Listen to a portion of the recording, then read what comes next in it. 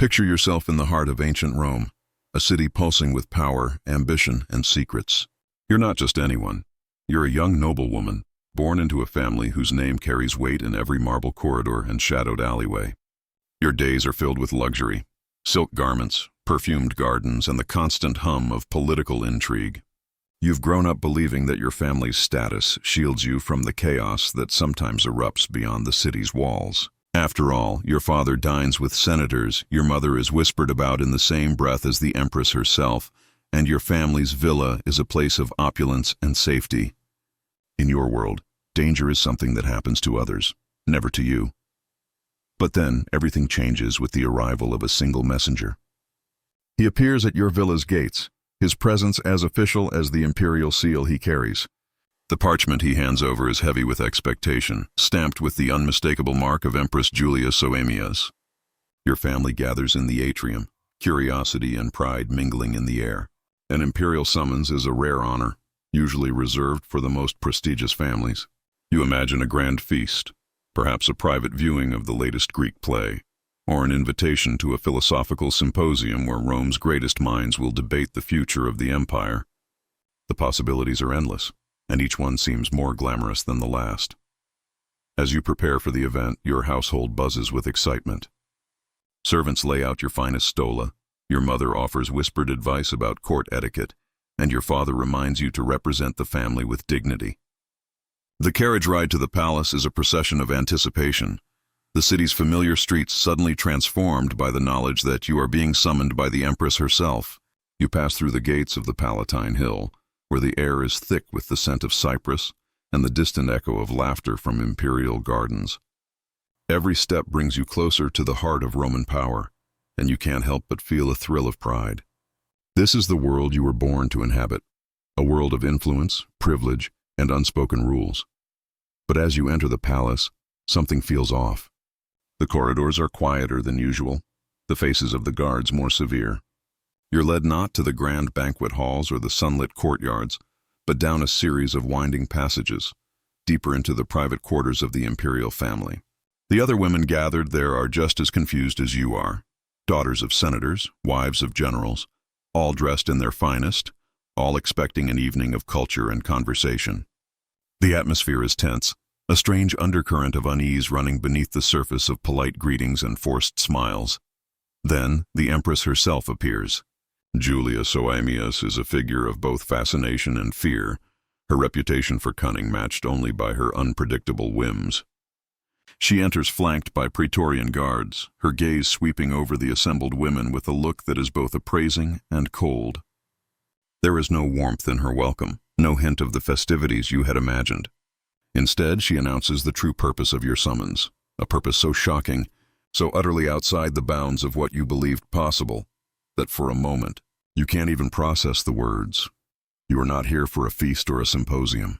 You are here to participate in a spectacle designed for the private amusement of the Imperial court, a spectacle that will strip away not just your dignity, but the very sense of security you've carried your entire life.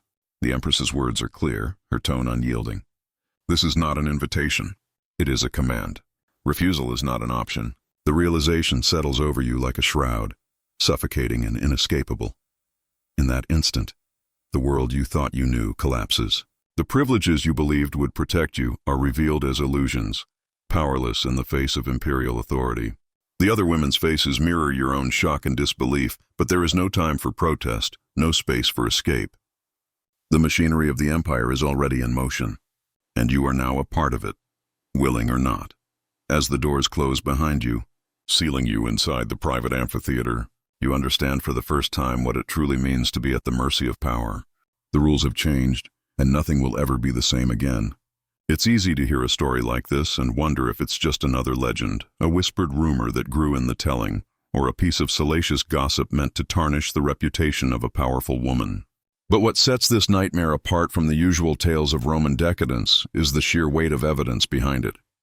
This isn't a story that survived only in the shadows, passed from one scandalized courtier to another. The truth of what happened in those private chambers was recorded by the very people who lived through it, by the historians, chroniclers, and even the architects who built the spaces where these events unfolded. Our primary window into this dark chapter of Roman history comes from the works of Cassius Dio, a senator and historian whose Roman history is one of the most detailed accounts of the empire's inner workings. Dio was no outsider. He was a man of the court, a participant in the political life of Rome, and his writings are filled with the kind of details that only an eyewitness could provide. In his volumes covering the reign of Elagabalus and his mother Julia Soaemias, Dio describes the atmosphere of fear and suspicion that gripped the aristocracy, the sudden disappearances of those who fell out of favor, and the strange new rituals that began to dominate court life. He doesn't shy away from the ugly realities, and his words carry the weight of someone who saw the consequences firsthand. But Dio was not alone. Herodian, another contemporary historian, offers a parallel account in his History of the Empire from the death of Marcus Aurelius. Herodian's perspective is slightly different. He was not a senator, but a civil servant, someone who observed the machinery of government from a different angle. His descriptions of the imperial court are less personal, more analytical, but no less damning. He writes of the Empress's obsession with control, her willingness to use any means necessary to secure her family's position, and the way the court became a theater of humiliation and fear. Herodian's account is especially valuable because it confirms many of the details found in Dio's work, providing a second, independent source for the events that unfolded. Then there is the controversial but contemporary Historia Augusta, a collection of imperial biographies that, while sometimes prone to exaggeration, offers a wealth of information about the personalities and politics of the time. The Historia Augusta is notorious among historians for its mix of fact and fiction, but when its stories align with those of Dio and Herodian, they become difficult to dismiss. In its pages, we find references to the Empress's cultural symposiums, the lists of participants, and the rewards and punishments meted out to those who pleased or displeased the imperial family. The author's tone is often critical, even mocking, but the underlying message is clear. Something unprecedented was happening in the heart of Rome. The written record is only part of the story. In recent decades, archaeologists working on the Palatine Hill, the very heart of imperial Rome, have uncovered physical evidence that matches the descriptions found in the ancient texts. Beneath the ruins of the imperial palaces, they have discovered the remains of private amphitheaters, small enough to host exclusive gatherings, but large enough to accommodate dozens of spectators. These spaces are unlike the grand public arenas where gladiators fought and chariots raced. Instead, they are intimate, enclosed, and designed for a very different kind of spectacle. Some feature underground chambers, hidden passageways, and specialized seating arrangements that suggest a level of planning and organization far beyond what would be needed for a simple banquet or philosophical debate. In one particularly well-preserved site, archaeologists found inscriptions and graffiti that reference the games of the Empress, along with lists of names and cryptic symbols that may have been used to track the performances of participants. The walls bear the marks of hurried renovations, as if the space was adapted in secret for a purpose that could not be openly acknowledged. Even the layout of the rooms, separate entrances for guests and performers, concealed observation points for the imperial family, matches the descriptions given by Dio and Herodian. It is as if the stones themselves are whispering the secrets that the empire tried so hard to bury. The scale of the operation is staggering. According to the records, hundreds of noble families were affected, their daughters summoned to the palace under the guise of cultural enrichment, only to find themselves trapped in a system of exploitation that lasted for nearly 3 years. The events were not isolated incidents, but part of a deliberate, bureaucratically organized campaign that reached into every corner of the aristocracy. Written records were kept of each woman's participation, her performance, and her willingness to comply with the Empress's demands. Rankings were maintained, rewards distributed, and punishments enforced with ruthless efficiency. The system was so comprehensive that it fundamentally altered the structure of Roman high society, creating new hierarchies based not on birth or wealth, but on compliance and submission. What makes this story even more chilling is the realization that it was not hidden in the shadows, but carried out in the open, with the full knowledge and participation of the imperial court. The Empress did not act alone. She was supported by a network of officials, guards, and informants who ensured that the machinery of control ran smoothly. The records show that even those who tried to resist were quickly brought to heel, their families threatened with financial ruin, social exile, or worse. The message was clear: no one, no matter how powerful or well-connected, was beyond the reach of imperial authority. For centuries, historians have debated the accuracy of these accounts, questioning whether the events described were as widespread or as systematic as the sources claim. But the convergence of written testimony, archaeological evidence, and the sheer number of families affected leaves little room for doubt. This was not a myth or a rumor, but a documented reality, a chapter of Roman history that reveals the dark heart of an empire obsessed with power, control, and spectacle.